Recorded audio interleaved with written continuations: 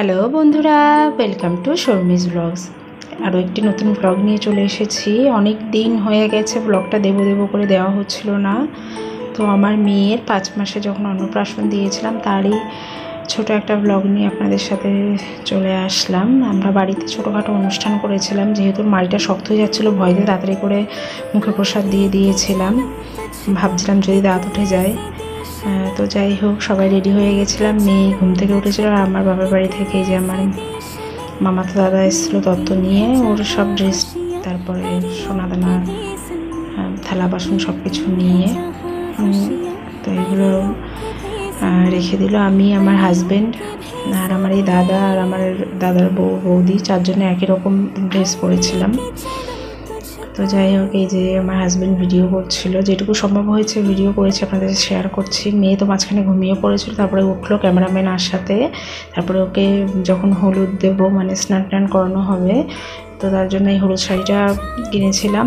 তো ওটাই পরানো হচ্ছিলো। শাড়িটা ওর আন্দাজ অনেকটাই বড়ো ছিল, তারপরেও আমার ননদ পরিয়ে দিচ্ছিল। তো মেয়ের মুডটা একটু খারাপ ছিল, এত লোকজন সচরাচর দেখে না, তো একটু নিরিবিলি থাকতে পছন্দ করতো, ওই জন্য। তারপরে তো ওই যে এখানে হলুদ কোটা হচ্ছে, সবাই মিলে হলুদ টলুদ কোটা হয়ে গেলে তারপরে আমার মেয়েকে নিয়ে এসেছিলাম স্নানের জন্য। তো সব কিছু দেখে লোকজন এত চিল্লাচিল্লি করছিলো, সব কিছু দেখেও খুব ভয় পেয়ে গেছিলো, কান্নাকাটি করছিলো। এই যে থালা সাজানো হয়েছে আশীর্বাদ করার জন্য। এই যে আমার মেয়েকে বসিয়ে দিয়েছি বাথটাবের মধ্যে একটু জল, তারপরে দুধ, গোলাপের পাপড়ি সব কিছু দিয়ে একটু সাজিয়ে নিয়েছিলাম যাতে দেখতে সুন্দর লাগে। তাড়াতাড়ি করে সবাই মিলে ফটো তুলে নিচ্ছিলাম। মেয়ে তো কাঁদছিল, এত সব কিছু আওয়াজ টাওয়াজ, ও তো হঠাৎ করে দেখছে এত লোকজন সব কিছু মিলিয়ে। তো তাড়াতাড়ি করে সবাই মিলে একটু হলুদ ছুঁয়ে দিয়েছিলাম। তারপরে এই শাড়িটা চেঞ্জ করে ওকে স্নান করানো হয়েছিল, কারণ আর শাড়িটা ভেজানো যায়নি, ভালো শাড়ি খারাপ হয়ে যাবে সেই হিসেবে। আমার মেয়ে তো কান্না শুরু করে দিয়েছে, সে কিছুতেই থামছে না। সবাই মিলে জোরে জোরে উড়ে দিয়েছে, বেশ ভয় পেয়ে গেছে। তারপরে ওখান থেকে নিয়ে কোলে নিয়ে জড়িয়ে ধরলাম। তারপরে একটু শান্ত হলো, তারপরে আবার বাথটাবে দেওয়ার পরে আবার কান্না শুরু করেছিল। তারপরে কোনো মতে তাড়াতাড়ি করে স্নান করিয়ে তুলে নিয়েছিলাম। মেয়ে ঘুম পেয়ে গেছিলো, তো ওই জন্য। তারপরে একটু ঘুমিয়ে পড়েছিল, কিন্তু বেলা অনেক হয়ে গেছিলো। সবাই তো বলছিল যে বারবেলা পড়ে গেলে আর খাওয়ানো যাবে না। তা ওই ঘুমের মধ্যেই একটু সাজিয়ে গুছিয়ে নিয়েছিলাম, বেনারসি সব গয়নাগাটি দিয়ে, টোপর, ফুলের মালা সব কিছু দিয়ে সাজিয়ে নিয়েছিলাম আমার মেয়েটাকে। পুরো ছোট্ট একটা দুর্গা ঠাকুর লাগছিল একদম দেখতে। কন্যা পুজোর সময় যেরকম লাগে ছোট্ট কন্যাগুলোকে, ঠিক ওরকম লাগছিল। এই যে তারপরে তাড়াতাড়ি করে আমরা সবাই মিলে ঘুমন্ত অবস্থায় ওকে সাজিয়ে দিয়েছিলাম।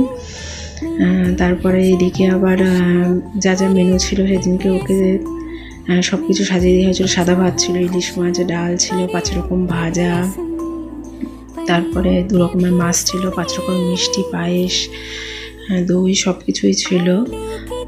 আর একটা কেক ছিল, তারপরে চিপস, বিস্কুট এসব দিয়ে একটা থালা সাজানো হয়েছিল, আশীর্বাদের থালা সাজানো হয়েছিল সব কিছু দিয়ে। এগুলো আমার হাজব্যান্ড আর আমাদের মেয়েটি এসেছিলো, ওরা সবাই মিলে করেছিল। তারপরে এই যে ঘুমিয়ে রয়েছে আমার মেয়ে, দেখতে পাচ্ছেন, ওর মামার কোলে ওইভাবেই বসিয়ে দেওয়া হয়েছিল। তো ওর মামা ফার্স্টে সব জায়গায় পুজো দিয়ে প্রসাদ নিয়ে এসেছিলো। ওর মামাই দক্ষিণেশ্বর, তারাপীঠ সব জায়গায়, তো ওখানকার প্রসাদ দিয়েই ওকে মুখে ঠোকরানো হয়েছিল বাড়িতে।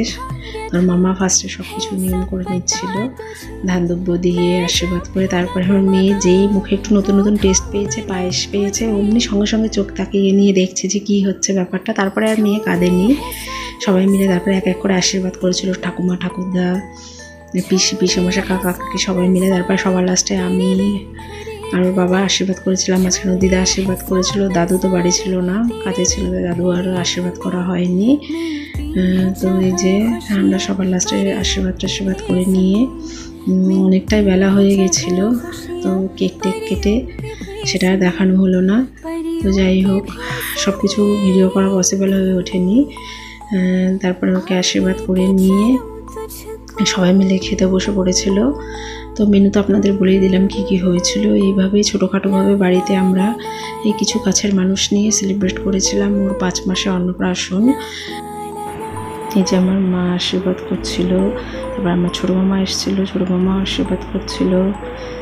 তো যাই হোক, ভিডিওটা আগে পরে হয়ে গেছিলো। এরা সবাই আগে আশীর্বাদ করে নিয়েছে, আমরা সবার লাস্টে আশীর্বাদ করেছিলাম, আমি আর আমার হাজব্যান্ড।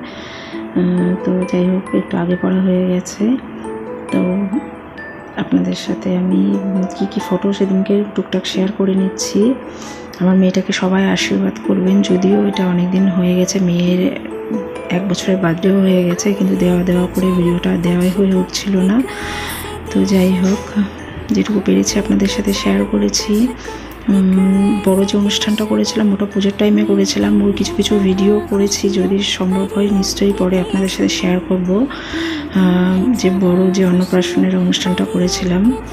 তো ভিডিওটি ভালো লাগলে লাইক কমেন্ট শেয়ার করবেন, চ্যানেলটি সাবস্ক্রাইব করতে ভুলবেন না, আমার ফেসবুক পেজ আর ইনস্টাগ্রাম ফলো করে দেবেন। আমার একটি কুকিং চ্যানেল আছে, শর্মিস কিচেন, চ্যানেলটি ঘুরে এসে বিভিন্ন রকমের রান্না দেওয়া আছে ওখানে।